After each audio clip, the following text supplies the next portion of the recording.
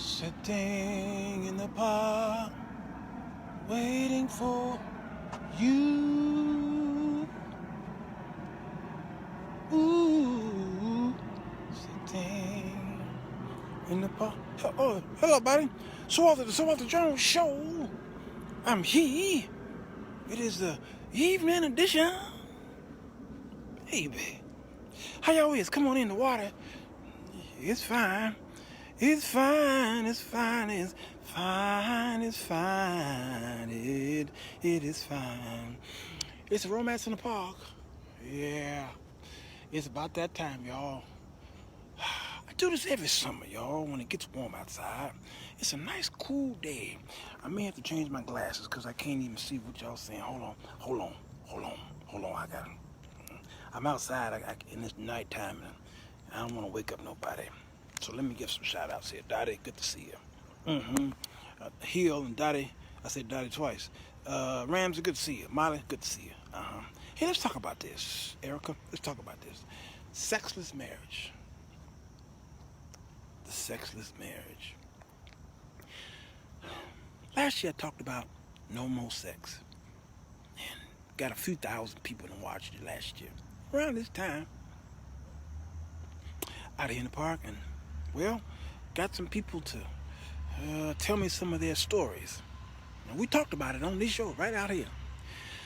I want to talk about right now, though, Jessica, Cousin Handy, I want to talk about why is it that y'all ain't, one of the parties ain't enjoying the sex. Hill, good to see you. One of the parties ain't enjoying the sex. Either he not enjoying it or she's not enjoying it. I'm going to talk about some things that, there's an article that I pulled up here. It's called My Spouse Does Not Enjoy Sex. This show here is dedicated or brought to you by Demetria Pitts. Put this on my wall, and I thought it was a great time to do an anniversary on my Sexless Romance in the Park show. Very interesting. It says here the prevalence of the issue, my spouse does not enjoy sex, based on the results of his recent study this guy is talking about. All right. Searches for, watch this. Pay close attention to what I'm getting ready to read now. And then you're going to analyze and figure out why are you having the problems you're having in your marriage. You ready for this? Good to see you, Victoria Dubois. Here it is. Searches for sexless marriage are 3.5 times more common than unhappy marriage. Sexless marriage.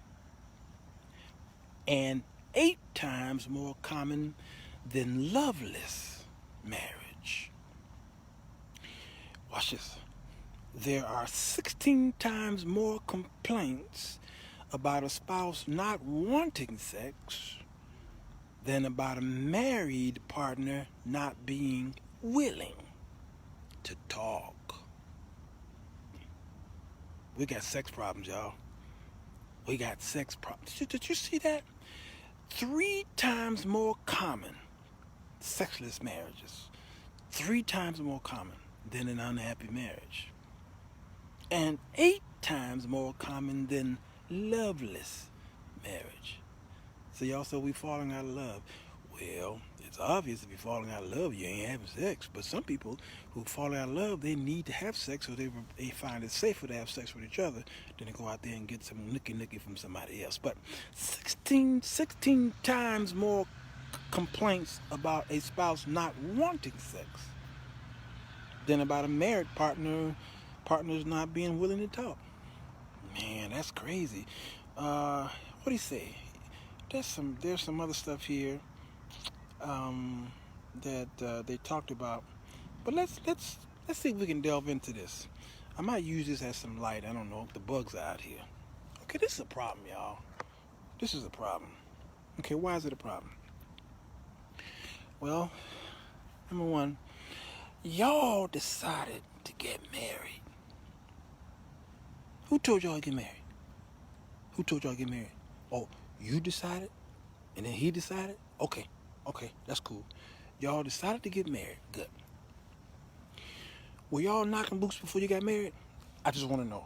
I want to know. You ain't got to tell me on this thing here. You can call me later. Were y'all knocking boots before you got married? Because that can be a big factor to it all. You knocking boots? Okay. There's a check that box right there. We knocked boots before. Hmm. Okay, Pitts. Yeah, you. I dedicated this show to you earlier, so hit the rewind button. All right. Let's say y'all wasn't knocking boots before marriage, and then y'all decided to go ahead and tie the knot, and now y'all realize, uh-oh, we didn't talk about certain sexual positions. Y'all know when I do these romance in the park, I talk about y'all should be talking about sex before you get married. Now the mothers didn't tell you to do that. The fathers didn't, the pastor didn't tell you to do that. But let me tell you, in this present world that we live in right now, you cannot have a relationship like your grandmama had. Why? Because y'all think and act differently. So you still can be saved. You still can. But you better bring up that subject. You better bring it up. Because let me tell you, I can't tell you how many times somebody done called me and says, we got married a few months ago or a year ago, and I specifically like head. I specifically like oral. I specifically like for him to kiss me in the back of my neck. I specifically like for him to lick my underarms. Ain't nothing too gross here, y'all. And he will not do it. He finds it deplorable. Now, I'm sad because that was important to me. Y'all didn't talk about that? I didn't think my pastor told me we shouldn't talk about this. Yeah. Uh-huh. Elder Vernon Jones, you remember that? Yeah, my pastor said we shouldn't talk about that. We shouldn't talk about the flush. We shouldn't talk about the flush. Okay. All right. Y'all getting ready to get married, and this is supposed to be a lifetime situation, but a lot of people now get into marriages with the hopes of maybe one day getting out of it, like you buying a house. It's not a forever house. You're buying these houses that you fix up. It's fixer uppers, so you're gonna live there, and then what you're gonna do, maybe you may want to flip the house. That's the way marriages are today. Y'all are doing flip marriages, and you're doing temporary housing. Yeah, y'all on the public aid system. Good to see you. Blessings to you, Carol. Y'all on the public aid system when it comes to your marriage. Yes, you are. Stop playing. Why do you think the divorce rate is so high? And here's the thing: it's not higher among Christians. No, y'all have been lied to. No, it's not higher among Christians. Actually, it's high, but it's not higher among Christians than it is worldly people. No, but there is a reason why it's so high among Christians, and the number one reason why the Christian marriages are high is because they are not doing things together, which means the wife goes to church and he don't. Or he goes to church and she don't. They don't worship together. They don't pray together. See, they don't do Christian things together. You understand? So that old statement, that old saying, a house that prays together stays together, that's actually true. But guess what? The house that smoke blunt together, they stay together too. The house that drink old granddad, I don't know what the Patron, they stay together too. Yeah, I know a lot of crackheads that stay together. Yeah, when people do things together, they form a bond. That's why gangs got your children, because they do things together. Oh man, I'm in trouble for this. In trouble. The number one reason Christian marriages are high is because they're not doing things together. Yep, that's it. And you gotta understand this. Elder Vernon says unequally yoked. Yeah. You could be a Christian and still be unequally yoked. You're like, how's that?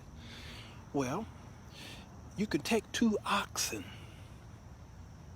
They both still ox, aren't they? They both is treading out the corn, right? But one is taller than the other.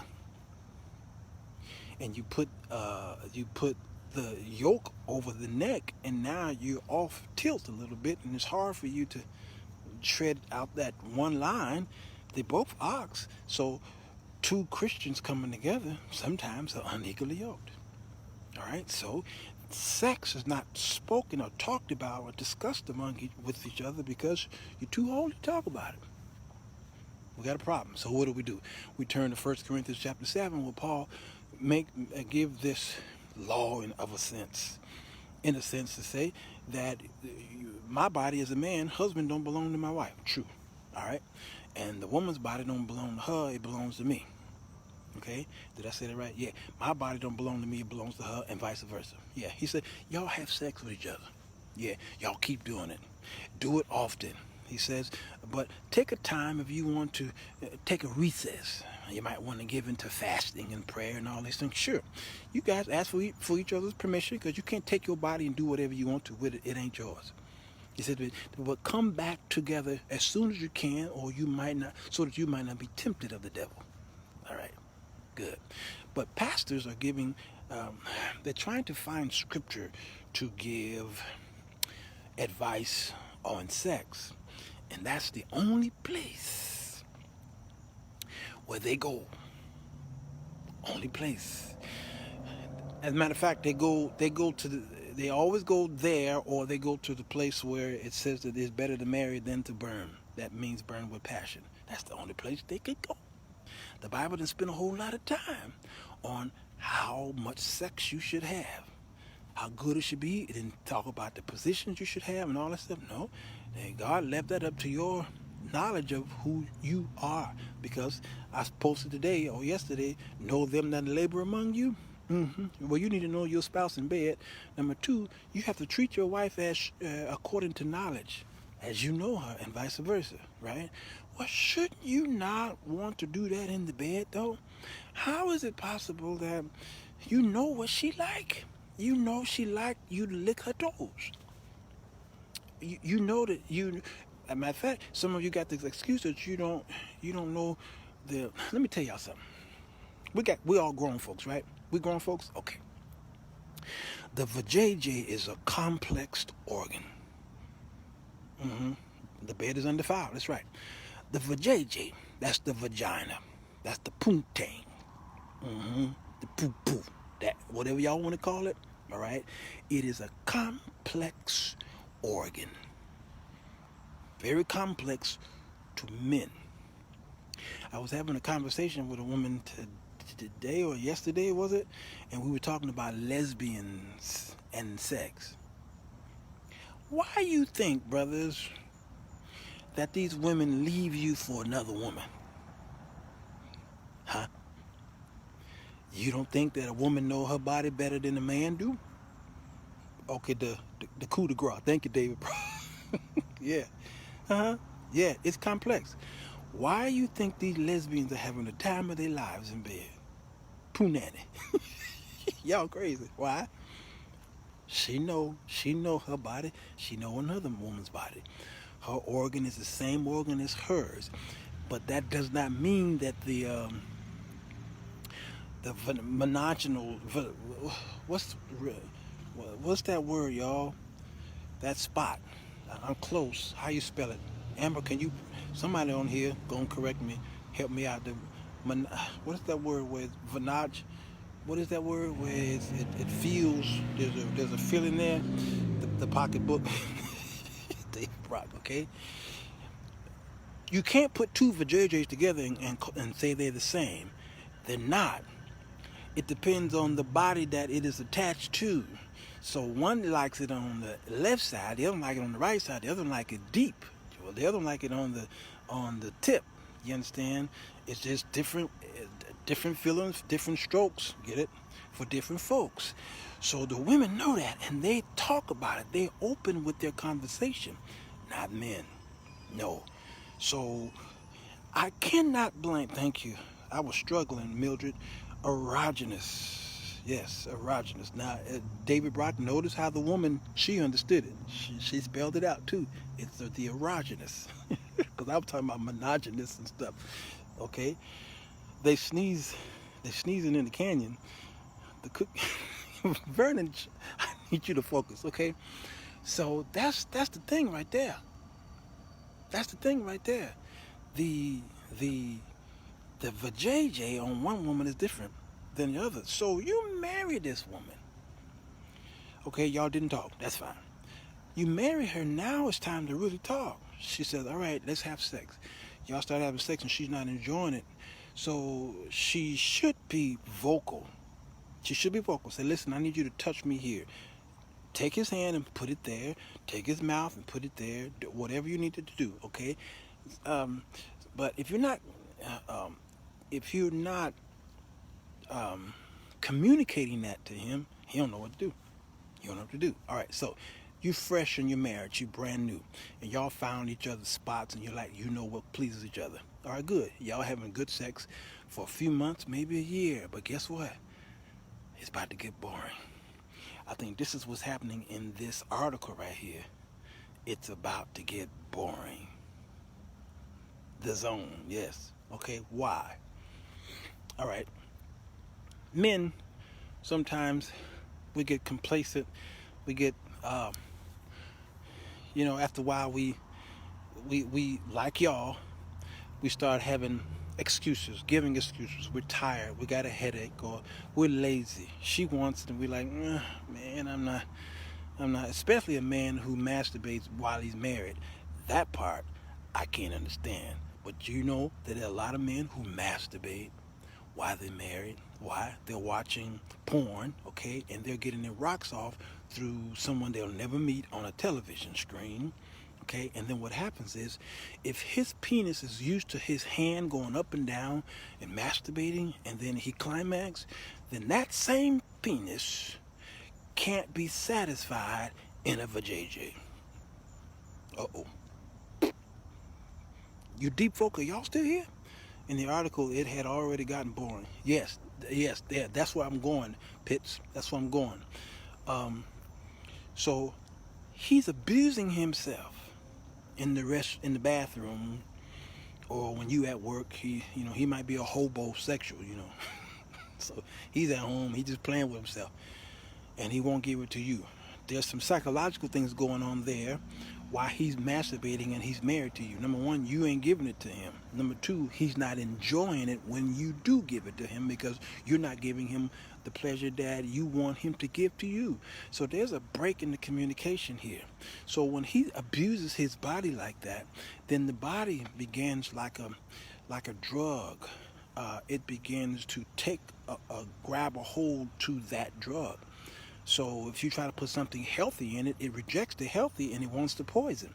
That's why people get hooked on cigarettes and marijuana, okay, and certain types of alcohol, and you name it. Somebody could drink rubbing alcohol and begin to enjoy it.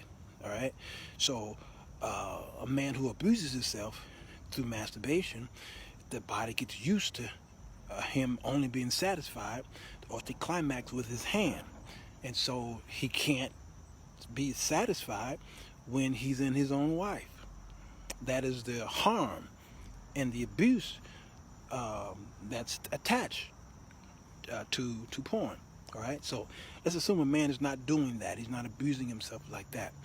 All right, but then there is this disconnect that he's having with his wife.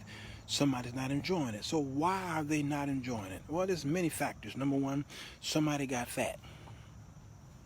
Somebody's big. They weren't big when they got married. They big now.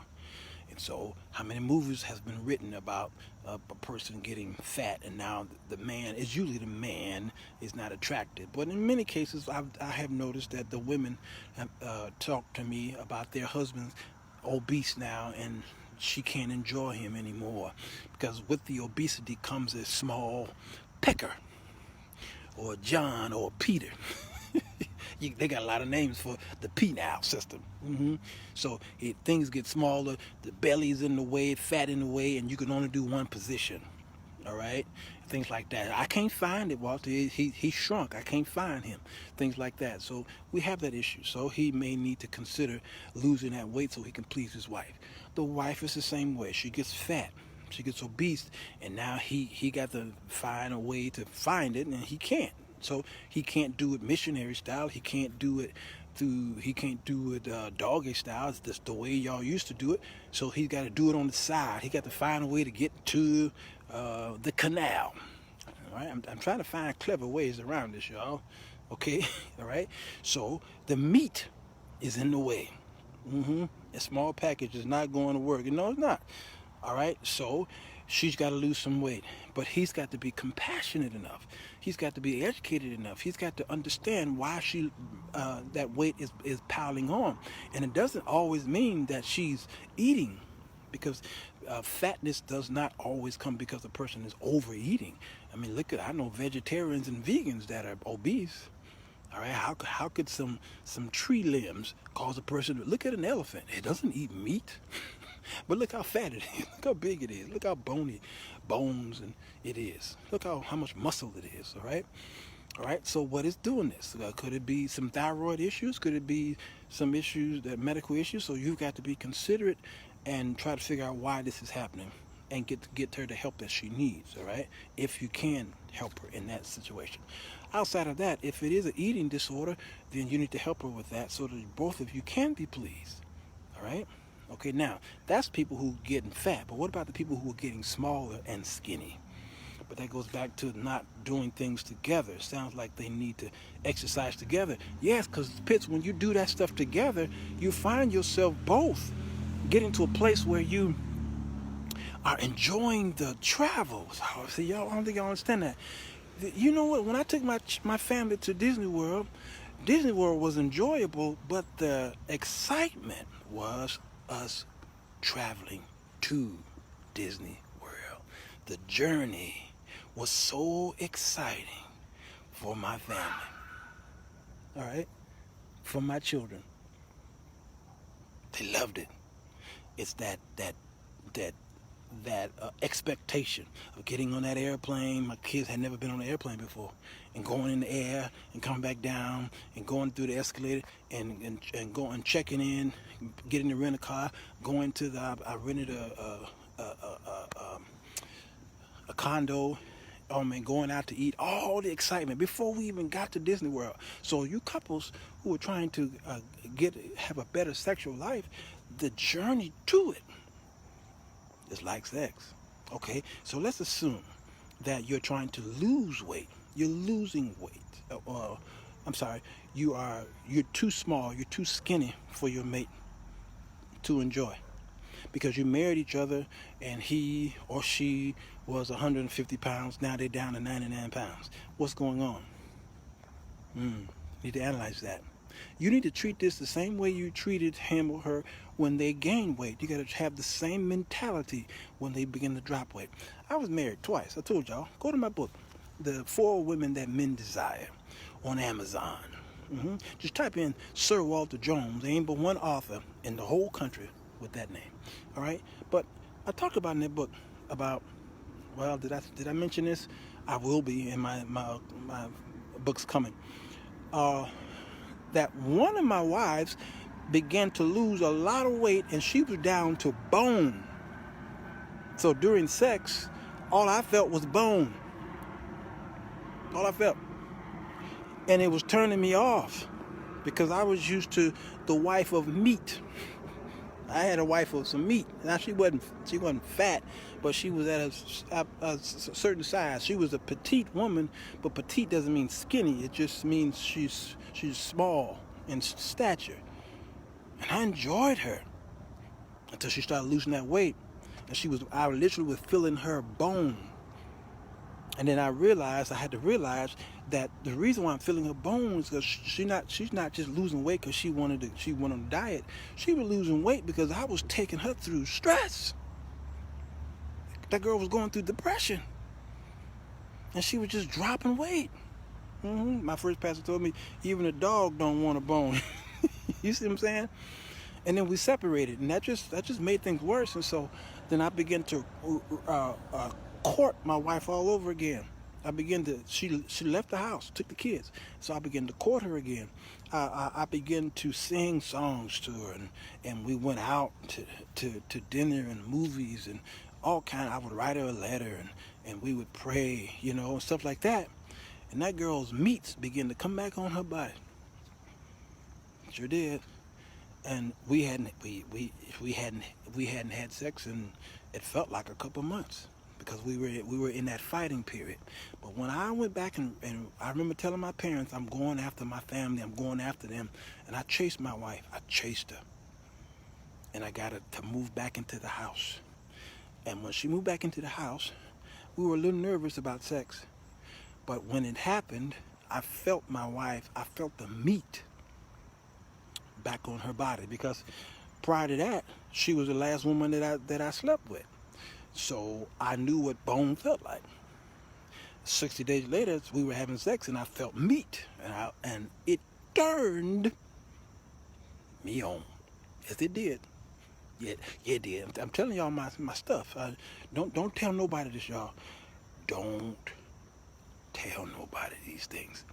All right? But then she began to have some medical problems, which caused her to lose her libido, to lose her desire for sex. And I suffered. Here's a young man getting married, and I was at the prime of my sexual life, and she could not give me sex. Can you imagine the turmoil and the struggle and the pain and the agony I went through? Couldn't get it from the wife of my youth. Laying in the bed with it, and I was extremely sexually attracted to my wife. Extremely. She can walk by me and then, hello. You know what I mean? Yeah. I wasn't saying hello. Somebody else said hello. How y'all doing? What y'all doing? Is it going to be a party tonight? Is Luther Vandross is he singing tonight around 10 p.m.?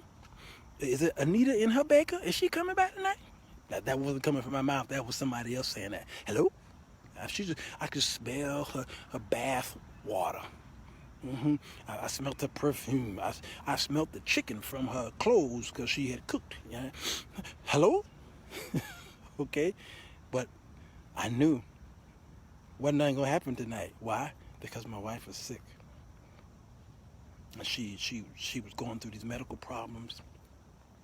And that endometriosis thing that causes pain in the cervix and all that, and the uterus and all that, it was painful. So the pain caused another thing, a neurological thing to happen in the brain, which means, bruh, until she gets this fixed, you ain't getting none. So what do you do with that? Brothers, what do you do when your wife is sick and she wants to please you, but she can't? So do you go to 1 Corinthians chapter 7 and force her to do that because that's your body and it belongs to you? How inconsiderate are you? Because as a husband, you're supposed to protect your wife, even in the bed. Yes, you do. And I went through. And I had to be very patient with her. And we got her the medical attention that she needed until her body rejuvenated. But sometimes the body don't bounce back. So I know people who contacted me and says, Walter, I don't want sex from this man. I don't want it. I don't want it at all. I'm happy with being, what do you call those people? They asexual.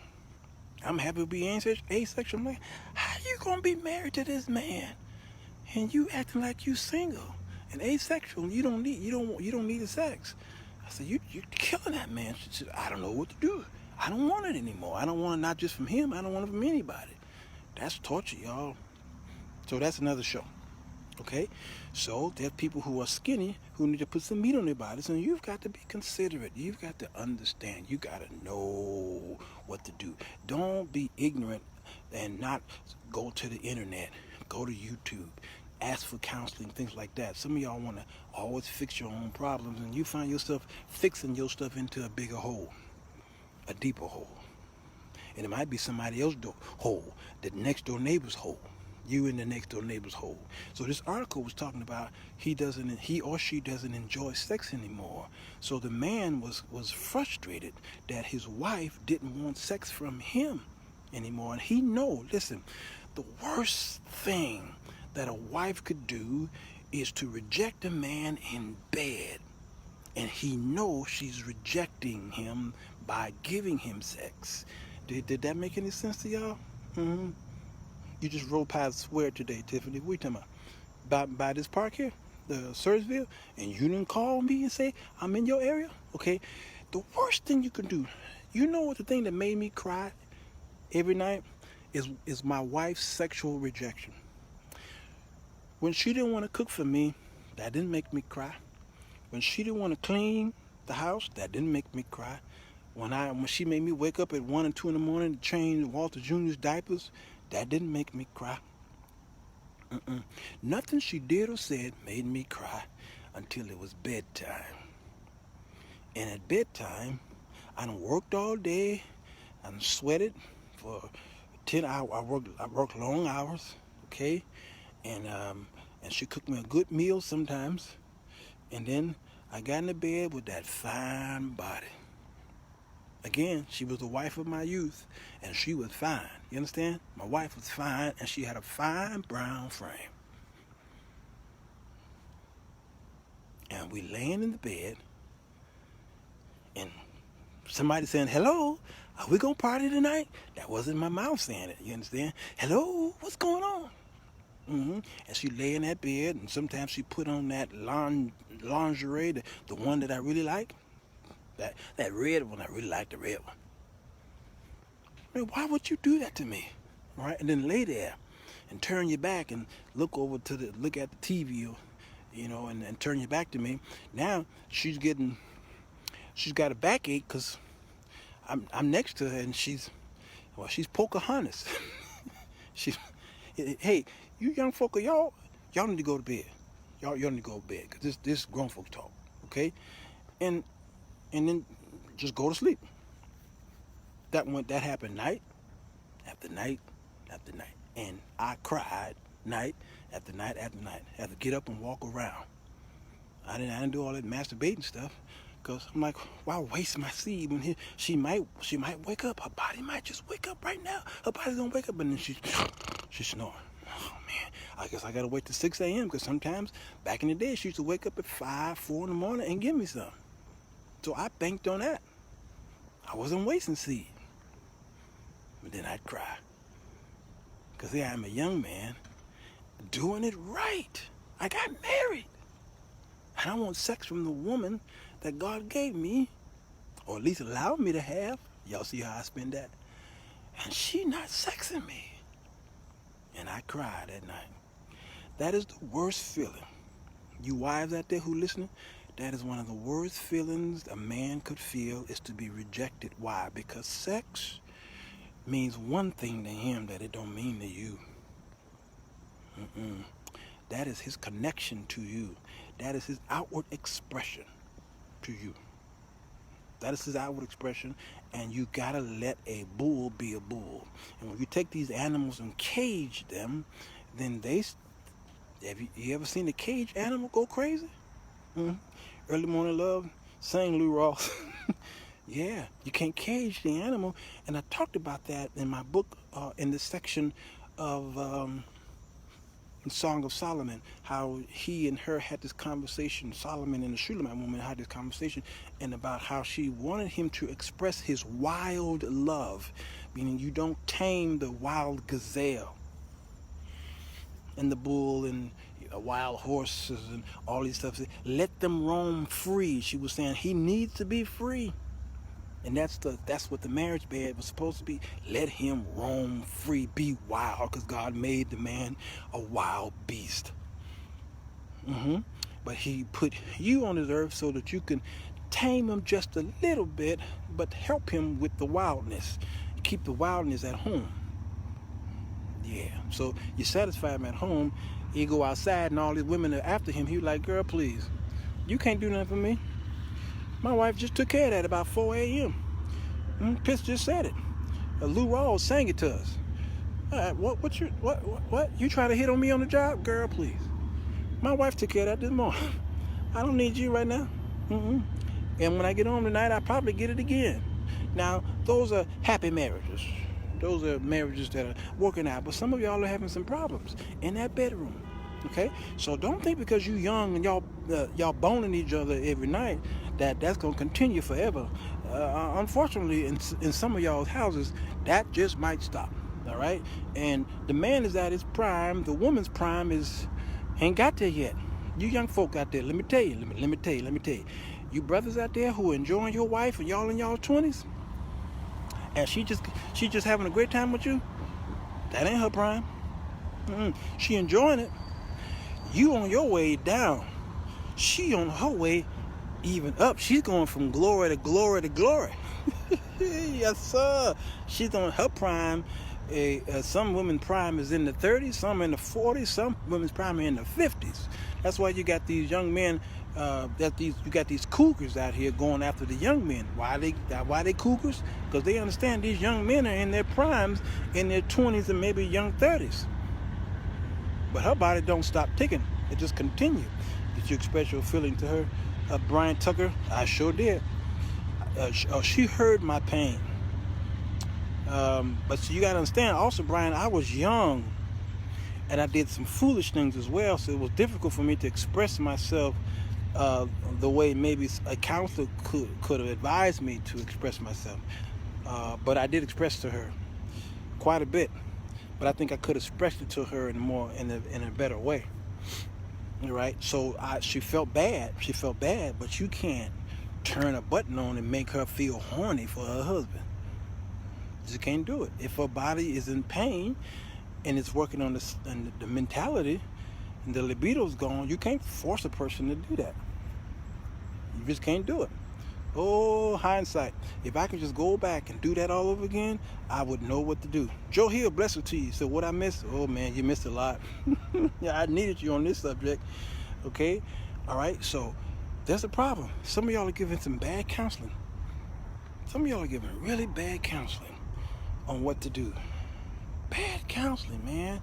And I just can't understand why y'all would talk the way y'all do. Okay? So there's body issue, there's mental issue, there's stress. Some people have babies, all right? I'm talking with a couple now. You know, once the baby popped out, then the man began to act different. Let me tell y'all something about marriage. That word scares a whole lot of brothers, a whole lot of them. They may want to marry you, and then they do it. But something psychological snaps in a man after he says, I do. He could be living with you. He could live with you for 10, 15 years, and he act like the best husband ever until y'all get married and watch what happens. Why? Because there is a spiritual attack. So the spiritual manifests itself in the natural, I believe. So there's an attack on marriages, all right? So, of course, the enemy wants you to stay single and shack up. Right? That's ideal. So the attack is on the institute that God establishes. And what is that institute? That institute is marriage, the institution of salvation, okay? Everything that God has instituted for man to live by, Satan attacks it. So that's why marriage is on the attack, always been. And even in the gay community, even in the LGBT community, they were fighting so hard for marriage equality, and they fought so hard, and they got that thing turned to their favor. And then the gays who got married were standing in line in the divorce courts, standing in line, and some of the judges were like, "Oh, heck no, y'all got to prove, we can't do this. I can't honor this divorce until y'all go back and try it again." Y'all go get some counseling. Why? Y'all fought like cats and dogs to get the Supreme Court to rule in your favor to get married, and now y'all don't want to get married. You know what that was? They didn't want so much equality. That wasn't really an equality. That was a satanic move to attack marriage. That's what it was. That's all it was.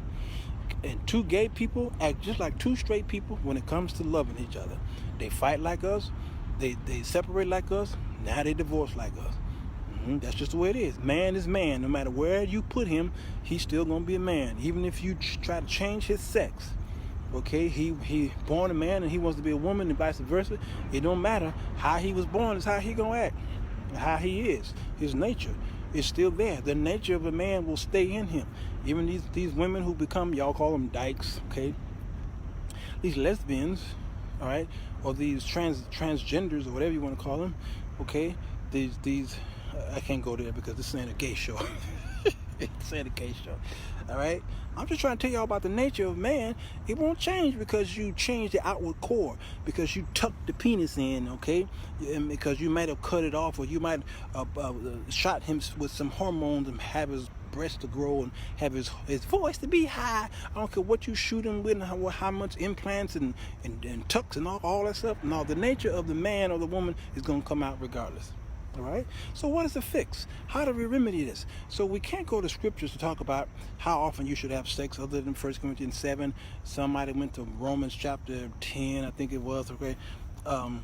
But you really should, and I agree with Romans about how you should esteem your partner. You should esteem her or him greater than yourself. One of the great remedies is to start doing things that's almost against your will, by trying to please your mate and have a competition. Competitions work great, y'all. Nature does not change. There you go, Pitts. Competitions work great. When people are in a competitive mode, they turn out to be some of the greats. They turn, because you tell a person no. When you tell a child no, he grows up hearing no, depending on the child, okay, his mental state. If he keeps hearing no, it challenges him to he's saying, yes, I can do this. How you gonna tell me I'm not gonna? So it's a bet. It's pretty much a bet, because people were telling me what I was gonna amount to, which was really nothing. I was gonna be poor. I was gonna be this. I was gonna be that, and I was like, heck no, no I'm not. No I'm not. No I'm not. No I'm not. And then I wind up going out there working real hard and challenging the naysayers, and then I wind up being who I am today. Okay, so competition. So the scripture did allude to that, esteeming them greater than yourself. So if you're in a situation where your wife, your spouse, husband or wife, is not throwing down in the bed, there are things that you need to do to lead to the bed, because I believe sex do start in the kitchen. Y'all go to get Joe Hill's book. Joe Hill is here. He's there. He's there somewhere, all right? I believe in my heart of hearts that sex begins in the kitchen. Sex begins when you leave the bed. Sex begins in the bathroom, I believe. Yes, it does. Sex continues on your job. She at the job, you at the job. It's the things you do leading up to the sex. Notice, remember I said earlier about Walt Disney World? My kids were excited before they got to Walt Disney World, before they saw Mickey and his mouse, okay? Before they saw that castle, all right? They were excited leading up to it. Even the boat on the river to go across the river to get to the castle, all right? Even that bus that they bus you from the parking lot to the park, okay? Those were exciting moments for them. It was the journey leading to it. So in spouse, when I try to counsel people when they're having these relationship issues, I tell them, y'all need to do things together, find things that are in common, and work that thing there, and you're going to find that these other things will be added, as scriptures say. Your way to heaven is what you're doing down here. You're storing up treasures in heaven by what you're doing down here. So God says, seek ye first the kingdom, and then he said, everything I said prior to that will be added. That means don't focus on what you're going to eat today or tomorrow. He says, the sparrow, the birds, every one of them who fall from the sky, I know them. I know the strands. I can count your hair strands, okay? I know all these things. He said, why are you worried about that stuff? You shouldn't be worried about that. No. Seek ye first kingdom, okay? So when it comes to sex and what's not happening in the bed, don't focus on the sex. Keisha McFarland, it's so good to see you. Okay? Yeah. Keisha said Mickey in his mouth. My bad, did I say that?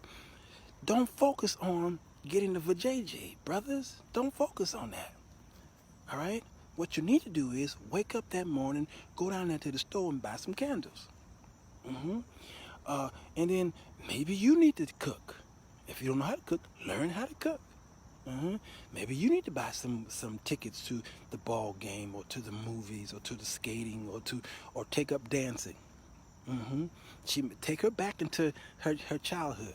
Take her back. There's some women, Christian women especially, they want some house music. Well, take them back. Why don't you go down there and download some Farley and and Jack Master Funk and all these people that I don't know. Okay, why don't you take her back to her childhood? All right, because the brother next door do it. Yeah, he do. The brother up the street, the brother on her job do it. Y'all ever see that movie called Temptation by what's his name? Perry. My dad. What's his name? Okay. Anybody ever see that movie Temptation? Temptation was amazing. It was wonderful. Why? Because that young couple got married. I forgot their names. The actor's name.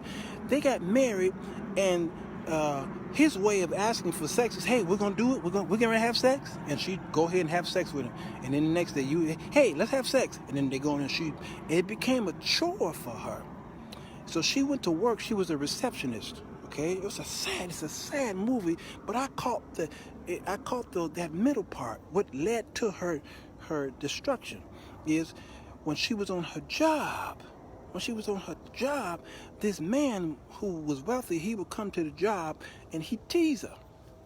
He'd tease her. And here's how he teased her. He would look at her and he'd say, "Ooh, I noticed something." And she's like, "What?" He said, "Never mind." No, what? She said, "I noticed when you smile, this happens in your face, but when you frown, there's a curve back there that does this, and your ear does that, and your right eyelid does this," all right? He began to examine her facial features and her countenance and things like that. And that was messing with her mind. So what did she do? She went home and sat on the couch with the husband. He like, "How you doing? You had a good day?" "Yeah, I had a good day." She says, "Have you noticed anything about me lately?" He like, "No." She says, she starts smiling and stuff like that. So you don't see anything? He said, "Can we have sex?" And it totally turned her off. All right? Why? Because that brother on the job tapped into something that the husband didn't know how, or he used to, but he stopped. And I believe that a lot of times the sex stopped because something else stopped in the marriage. Something else stopped in the marriage. We began to progress and grow into doing other things because men change, women change, and we don't understand that we're in a marriage. And if one changed, the other one should progress and change with them. Come along for the journey. You know what I'm saying? Find a way to grab that person into the journey. Now, depending on what the change is, but bring them along for the journey. All right? So it's the journey of what you're doing all day long that leads to the bed. And you never don't talk about the bed. See, my problem was with my wife was, "Baby, we're gonna have sex tonight." I didn't realize that I was doing the wrong thing. I was saying, "Baby, can we have sex tonight?" And she would say yes. And I was excited all day long. All day. And then when nighttime came, she went to sleep. It happened night after night, and it destroyed my hope in my marriage. I didn't realize I was doing it wrong. I was asking her for sex. I should have been asking her for something else. Journey Smollett and Lance Gross. His name is Journey? Amber Rogers? Journey Smollett? Wow, okay. Some married women can take lessons from single women. Yeah. Sex is not an event. It's a deliberate attitude and lifestyle. It's Joe Hill, y'all. He's here, y'all. A frame of mind that manifests itself in continuous acts of passion and tenderness from the time you leave the bed to the time you return. I'm trying to tell y'all, I read his book, and I should have wrote the foreword. It's a great book. That's where it begins, in the kitchen, all right? So I realized I was begging my wife for sex every morning, and that wasn't doing nothing for her. She only said yes to satisfy me or to make me just shut up. I didn't realize, though, that a couple of times I made a mistake and decided, hey, let's do something crazy. And we went and did that thing that was crazy and turned her on. So I went to bed that night, wasn't even thinking about sex because I knew I wasn't getting none. I went to bed that night, and my wife rolled over and said, "Hey, what you doing?" I said, "What?" She said, "Why you got your clothes still on?" "Oh, I don't know. Take your clothes off." I'm like, okay, dang. I put my pajamas on. She said, "Why are your pajamas on?" "Well, because it's nighttime. You told me that I'm in bed." "No, take your pajamas off." I said, "Oh my God. Oh my God. Oh my God. Oh my God." Why? I didn't realize it was what I did that day. We did something out of the norm for the Jones family. And it turned her on. She saw a different man in me. That's the female. Journey. Journey Smollett is the female. Okay, you just spelled it differently now. Okay, yeah. I mean, it's a great movie. All right, because I analyzed her and I wrote her in my book, and I analyzed what made her tick. She was tired of the same old sex, and the reason why the women they get tired of sex with their husbands is because it's time to make the donuts. I'm about to write that book. It's time to make the donuts. If you come up in the 70s like I did, the brother would wake up. That was the Dunkin' Donuts commercial.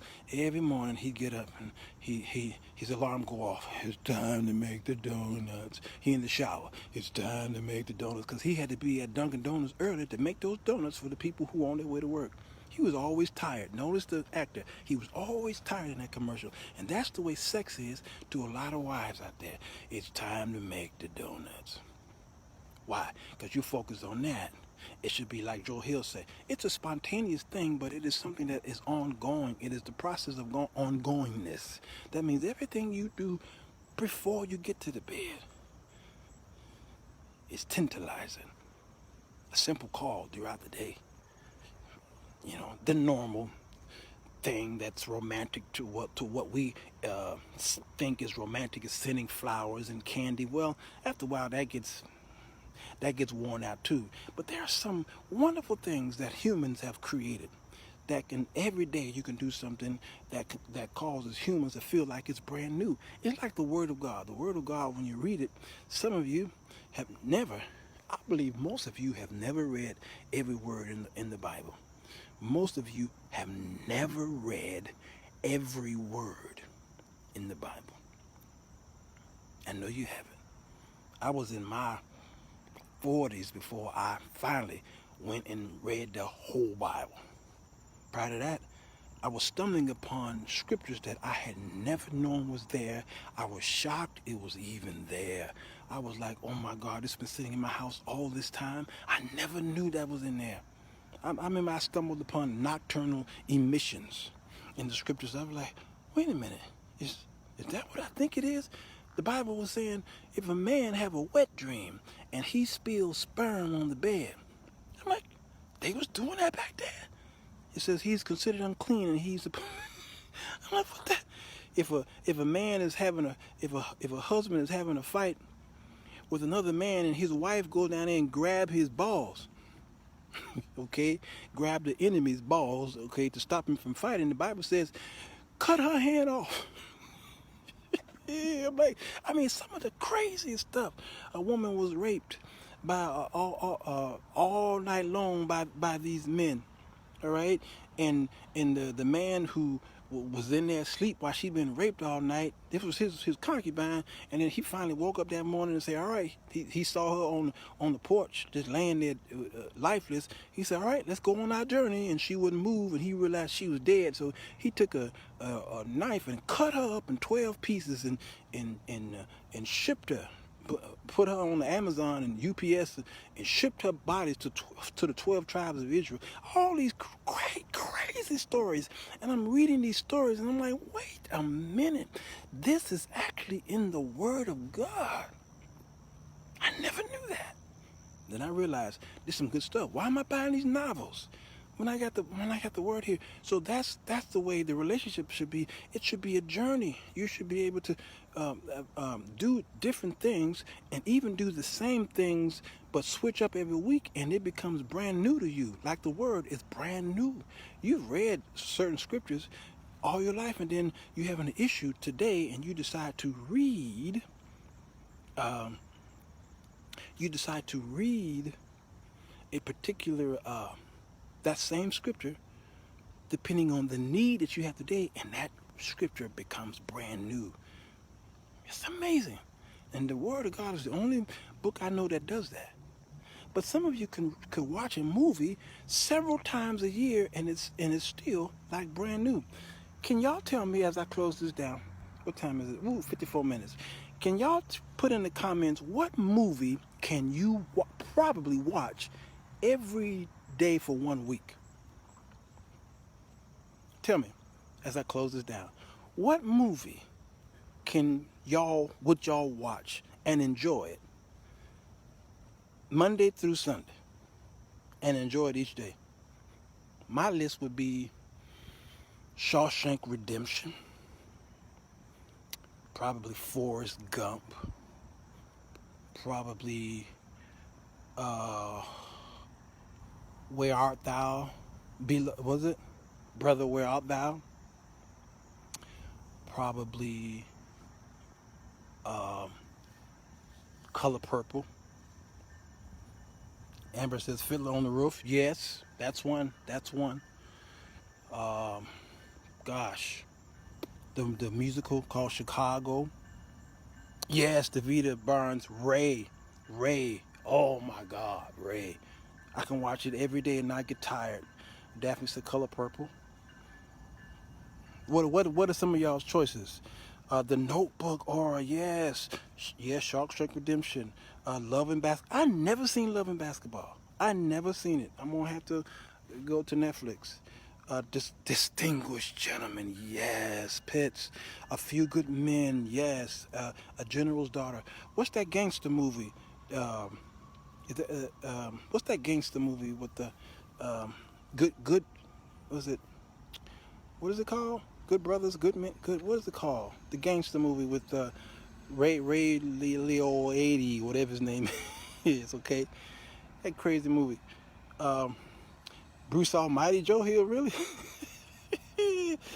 Davita Barnes says Love Jones. I never seen Love Jones. You understand? See what's happening here?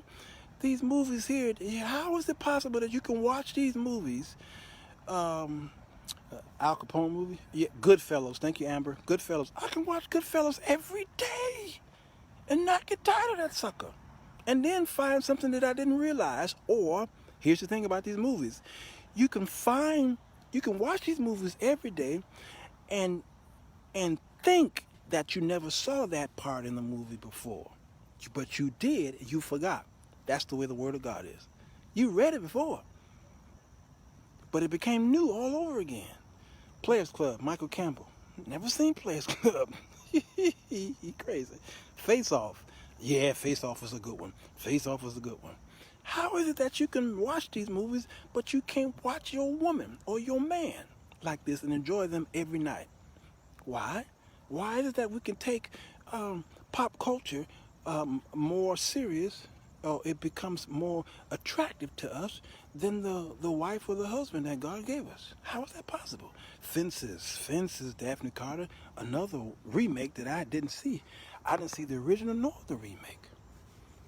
I mean, so how is that possible? God, those are some good ones, y'all. I'm gonna have to take a snapshot of these. 16 Blocks, never heard of that. Never heard of that. All right, there are some movies that the Oscars loved, and that people won awards for these movies. But there are some that are what we call cult classics that only black people enjoy, like Harlem Nights. I can watch Harlem Nights all week long and enjoy the heck out of it. You know, what's the other one that Eddie Murphy with the boxer's wife? What's that called? Boom, is it Boomerang? What is that? Oh, the one that Eddie Murphy did with the politicians. I love that movie. The distinguished. I'm sorry, what is it? The Distinguished Gentleman, I think it is. That's one of Eddie Murphy's best movies to me, because of the education behind how politics work. I just watched Mr. Smith Goes to Washington. Oh, I can watch that every day. Come on, y'all. We live vicariously through the characters. Davita Barnes. See, I love when Davita come around here. You kind of smart. Mm-hmm. Yes, Distinguished Gentleman. I love that movie. It was brilliant. And Distinguished Gentleman reminds me of Mr. Smith Goes to Washington. It's brilliant. Brilliantly written. Okay? I'm going to put that. I need to find out if that's on Amazon Prime. Yes, one of the best. It's one of his best, Pitts. One of his best. Oh, Daphne said Claudine. Yes. You know, I didn't see Claudine until about 5 years ago. Even though that movie came out in the mid 70s. What's the movie? It was the soundtrack to somebody I'm getting ready to see in a few weeks. Gladys Knight. Make Yours a Happy Home. And that I'd never seen that movie until 5 years ago, and I was blown away by it. It's simple. It would not have won an Oscar, no, but it was awakening to me because I understood what it was to be on public aid. Braveheart, yeah, Amber, Braveheart. That's a good one. That's another one. I'll have to snapshot this list. I haven't watched as well, or this is a good list. You have it on video? What you have on video, Pitts? Sounder, Daphne. So sad. It's sad. Gladys Knight did the soundtrack. Yep, she did. Man, that movie was great. And it was the woman that I wanted to marry when I was Julia. She played Julia. Is that Julia, right, Pitts? Man, I wanted to marry that woman so bad when I was a little baby. Little baby. Man, and as she got older, she got even more sexy to me. I was like, ooh, that woman is so fine. Oh, she's so fine. Okay? And that's just, so I can't understand. We don't need a variety of lovers. We need to be a lover in a variety. Whoa, did y'all see what Joe wrote? Joe, I miss you, by the way. I was saying to myself, where Joe at? I ain't seen Tim in a while. He down there. My daughter was down there in Vegas, and I really wish I could have had her to hook up with you so you can take good care of her. She just left Vegas a couple days ago. That's why I'm broke now. Can y'all send me some money? Sirwalterj. Because what she did in Vegas, I'll never hear about it. Yeah, Sirwalterj is my CashApp. But we don't need a variety of love. Listen to what Joe is saying here. We don't need a variety of lovers. We need to be a lover in a variety of ways. He said, dang, that's good. I fixed that word for you, Joe. Ooh, Mitchell said, waiting to excel. Yes, Diane Carroll. Pitts, why you say her name? Why you say her name? Why you wish to tease me like that? You know, she old now. She like my grandmama. But she's still beautiful in her older age. James Earl Jones, that's right. And you know what? And you know what about James Earl Jones? There's another movie. It's like a black exploitation movie that I could watch every day. It's called Bingo Long and the Traveling All-Stars and Motor Kings. Y'all ain't never watched that. Y'all never seen that, have you? I was able, my fifth grade, I don't know, was it fifth grade teacher? Who took me there? You know, when they used to take us to the movies, took me to see Bingo Long and the Traveling All-Stars and Motor King, and blew my mind, all-star black cast. And I said that was the greatest movie ever. Greatest movie ever. I can watch it every day. And I have the soundtrack in my car. I play it every now and then. And then she went to take me to see, of course, The Wiz. Blown away by that. Oh, and another one called Bugsy or something like that. These little kids playing grown-up folks. Was it called Bugsy? I don't remember. But we saw these movies in the 70s, you know? Loved it. Lion King, the animated version, yep, of course. Victoria DuBose, To Serve with Love. Have y'all seen To Serve with Love? That's another movie I didn't see until 5 years ago. And it came out in the 1960s. Then he did To Serve with Love Part 2, which wasn't as good as the first one. And they only played one song in the whole movie. All throughout the movie. To Serve with Love. I mean, it's just amazing. He played a school teacher. What's his name, y'all? Portier? What's his name? Great movie. You should. Oh, wait, since I mentioned his name, Sydney, Vicky, the greatest movie, and as a matter of fact, he won an Oscar for this one. It was Lilies of the Field. Lilies of the Field, and that's when we first heard the song Amen. We didn't first hear it in the movie, but we heard it in a way that we had never heard it before. Lilies of the Field, that's where he got his Oscar, and that right there, I can watch that every day. I'd have to go into 2 and 3 weeks to watch that. Yes, every day. I have been a little preoccupied, you know, surgery. That's right, surgery scheduled for September. And I'm still praying for you, Joe Hill. Man, I love you, brother. And I'm still praying for you. The King and I, The King and I, yes. Yul Brenner, is that his name? The King and I was fully grown before I saw that movie. It was great. I think he also won an Oscar for that movie. At least nominated, I can't remember. That was amazing. Yul Brenner was one of the greatest actors in the world. Okay? Guess Who Coming to Dinner? Herbert Wilson. I didn't see these movies until I was fully grown.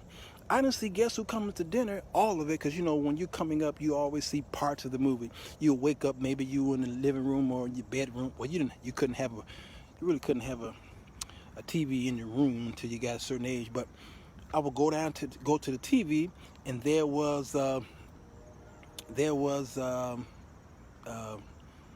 these movies on, but you never saw it from the beginning to the end. You always walk in at the beginning, or the middle, or the end, or the credits rolling. All right, and so I I thank God for technology. I can now watch these movies, and I finally, only a few years ago, Herbert, saw Guess Who Coming to Dinner, and I was blown away. And the greatest scene was towards the end when he's talking in the living room in his white folks' house with his father. And that banter between his father and him was truly amazing. And then I like the backstory of these movies because what's his name? Tracy, what is the actor's name who played side by side with, was that Betty Davis? What's her name? Okay, Tracy, what is his name? He was sick in the movie. And he wound up dying I think he died just a few weeks after the movie, after they got through filming. He was dead. Yes, Lilies of the Field is another one. Sidney Poitier, To Kill a Mockingbird. Mildred, you see what I'm saying? So how are y'all able to come up with these movies that you know that you can watch every day, yet there's a man or woman right there in your bed struggling? Spencer Tracy, thank you, Amber. Struggling and wondering when you're gonna throw down. Y'all need to find. I'm getting a lot of inbox messages. People Oliver Twist, Heidi, Mary Poppins. Oh, Mary Poppins. Did you say Mary Poppins? Did you say that, Victoria? One of the greatest musicals ever. Mary Poppins, Chitty Chitty Bang Bang. But the greatest musical ever. And I'm gonna shut this down and go home, y'all. Thank God I got police patrol out here. They out here watching me. Thank God. The greatest musical of all time is Singing in the Rain. There is no musical like that.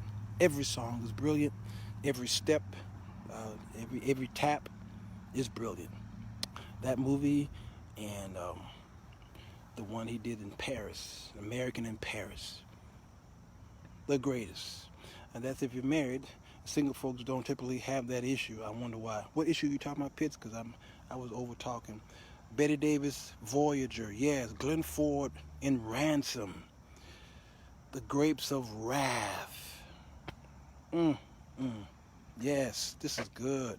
This world, this world has blinded most men not to recognize them. Many good women now how to love. That is. That's good. So I'm reading some of the inbox messages because some people don't want to. Some people are private, and I have to respect them. White Christmas. That's pretty good. Pitts. I can watch that year round. My absolute favorite. Still watch it from time to time. All right, y'all. My back is hurting. Because I have to bend down and watch this, and let me go. Okay, y'all. Listen. Share this with somebody you know struggling. Y'all brought up some things that I didn't even think about, okay? And I think it's going to help some people, and it's healthy to talk about this. And the saints especially. They're struggling in their flesh, and what's happening is they're coming to church, and they're picking up brothers. And the brothers are picking up the sisters at church, and they belong to other people. And they're doing this because they don't feel loved at home, and rejecting a man in bed is like rejecting his love language. That's probably his love language. There's 5 that's been examined, all right? And once you find out what his love language is and you decide not to talk his language, then are you doing that on purpose, or you just having a hard time communicating that language to him, all right?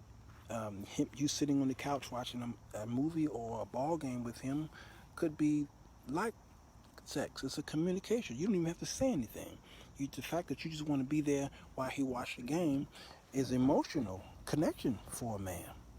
Wow, man. And he go to the job and telling his boys, my wife sat there and watched the game, man, and she actually enjoyed it. Right? Don't fake the enjoyment, okay? Don't fake it. All right? If you don't enjoy it, just don't fake it. Don't even do it. I don't believe in it. Somebody will counsel you another way, but I just don't think you should do stuff that you know you don't enjoy it, but I think you should try it first. Try it first. Like a person who says, oh, I don't want that sandwich. Well, have you tried it? No, I haven't tried it. Well, how do you know you don't enjoy it? So why don't you go and do something with him that you think you don't enjoy, and you're going to find yourself finding out that it was enjoyable because you was with him.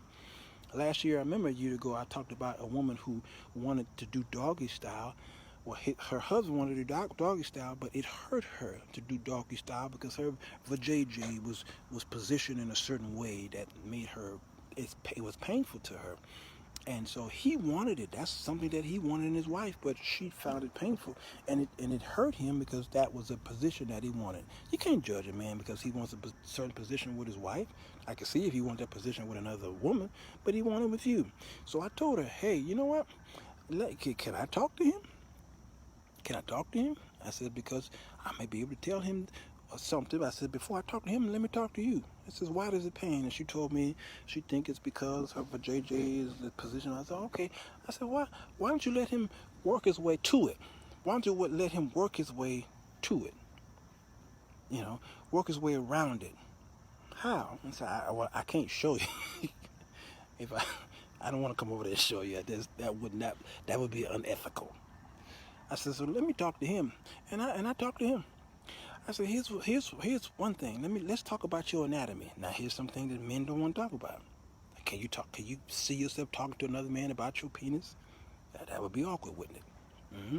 I said, man, are you too large for her?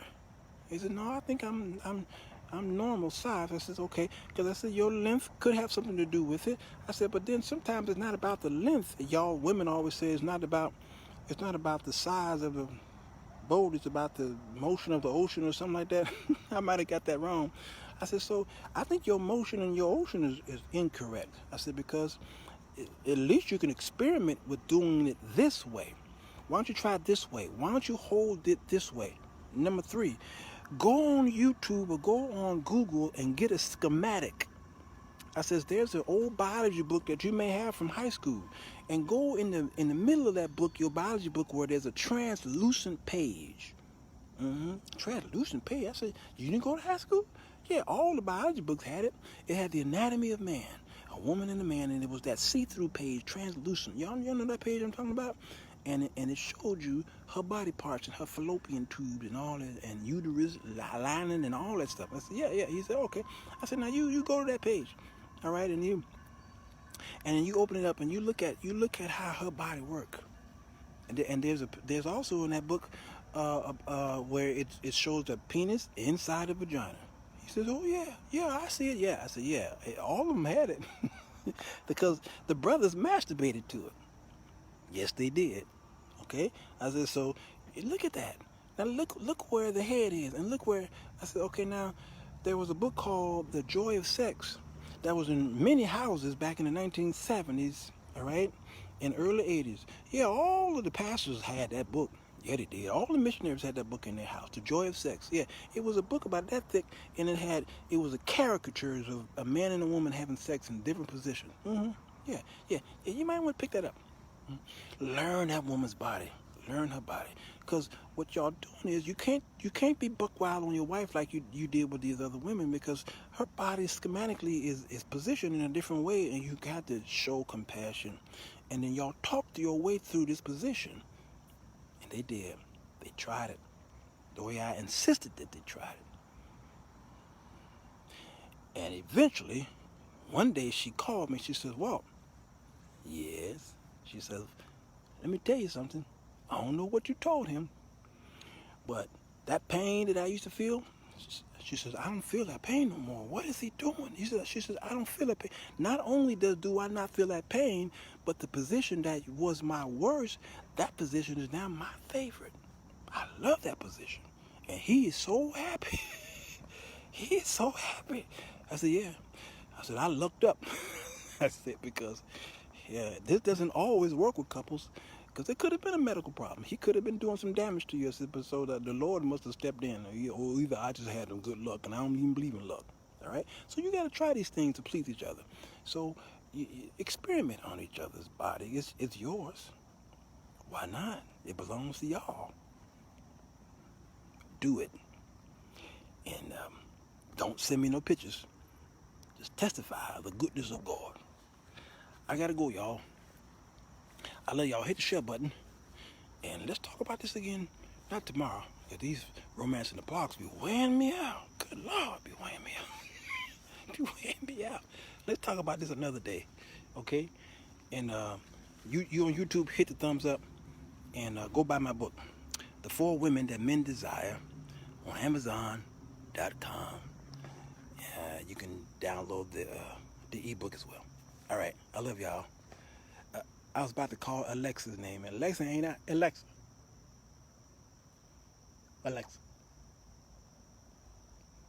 She not out here. She at home waiting on me. I gotta move. I'm gonna try on Alexa. I'm gonna tell her to play some Paul McCartney. It's a Paul McCartney night for us. I love y'all. Peace. This is the Sirwalterj Show.